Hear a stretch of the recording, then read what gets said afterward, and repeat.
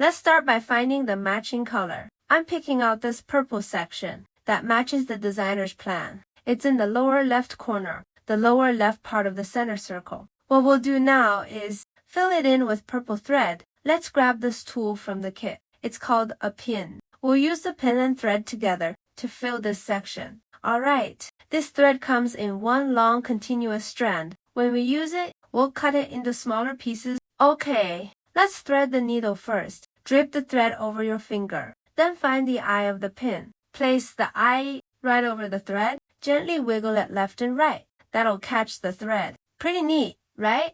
Then give it a gentle pull, and we've got our threaded needle ready. Okay, for the length of thread, you can cut about 60 to 80 centimeters, since we can always pause and start a new piece if needed. So just don't make it too long. If it's too long, it gets hard to pull through. So let's cut a manageable piece. A comfortable length. Okay, once it's cut, let's tidy up the ends a bit as we work. Keep the tail and head apart. The distance isn't strict. Whatever works for you. We're making this with a single thread. So as we go, we'll keep adjusting the thread until it's all used up. Okay, let's overlap them just a little now. So how do we fill this area? We'll start by locating the section to fill. Alright, for this part, you can start from any side, top, bottom, left, or right, whichever you like. It's totally flexible. Once you know the method, you're all set. Okay, so right now, I'll start from the bottom. Let me zoom in a bit. Okay, starting from the bottom, we'll bring the needle up from under the mesh. No need to worry here. This part is very forgiving. An extra stitch or a missed one is fine because the yarn is fluffy. So it all blends together nicely. It'll become your own unique piece. Okay, now pull the thread through. Keep pulling until it's short, leaving a little tail. We'll secure this tail. Otherwise, oops, it might slip out. So let's anchor it. To secure the tail, there are a few ways. One way is to leave it at the back and weave it in as you go. Here's another way I like. Find the nearby holes in the mesh, the surrounding grid, above, below, left, or right. Gently hook it with the pin. There.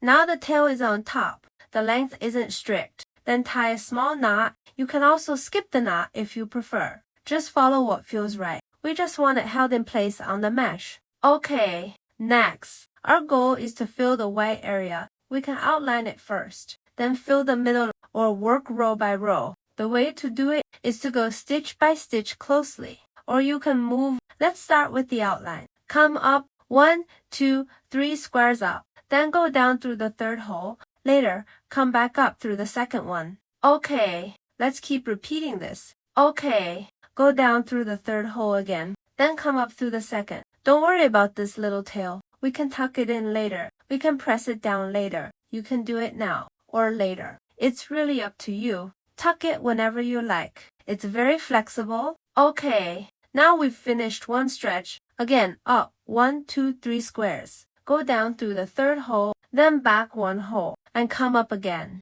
Okay, slowly we'll fill the whole area. You can also skip 4 squares if you want, but I wouldn't skip too many, because if you skip, say, 5 squares, if the coaster gets pressed or something pointy touches it, the white mesh might show through. Of course, as you work, if it looks a bit thin, you can go back a few squares and add more. That way, the thread can overlap. That's totally fine. So don't worry if the holes aren't perfectly aligned. Okay, you can also start from any spot and come up where it's still empty. Then skip 3 squares, go back 1. Okay, see this little gap in the corner? That's okay. Let's just go down here. This method is very forgiving. You can really just follow your own rhythm. If it feels too loose, add another stitch. If it looks full, keep moving forward. With this stitch, we'll fill the whole shape.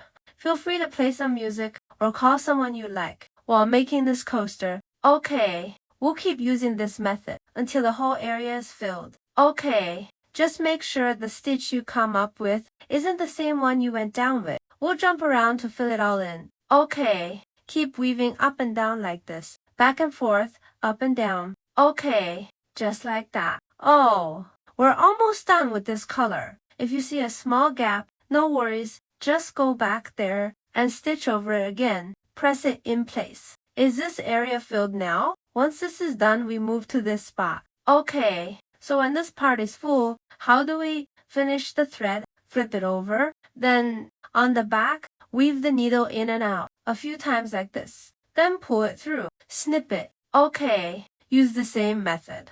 If while sewing, your thread gets too short to keep going, just do the same. Take it to the back, hide the tail, same as before. Let's move to the next area. Okay, next to it is the blue section. So let's find the blue.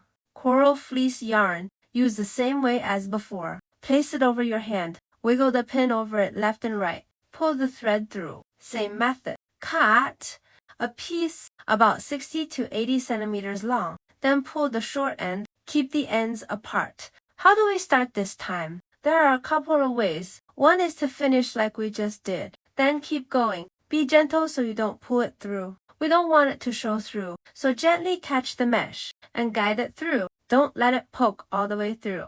Okay, let's check after it's through. That didn't work. It went through. Another way is to just tie the thread and the tail together in a knot. Okay, that'll hold it. Really, any method you like is fine. The goal is just to secure the thread to the mesh. What if there's extra thread here? That's okay. It's fine, because later a backing cloth will cover it all. So no worries. Okay, once the thread is secured, we can use the purple method. Again, bring the pin through, then skip a few squares. Go down. Okay, then come back up. Okay, up again. We repeat the same steps until the whole blue part is filled. Then pick the next color and finish that area. And then I suggest watching first, maybe a few times before you try it yourself. Okay, I'll see you in the next part.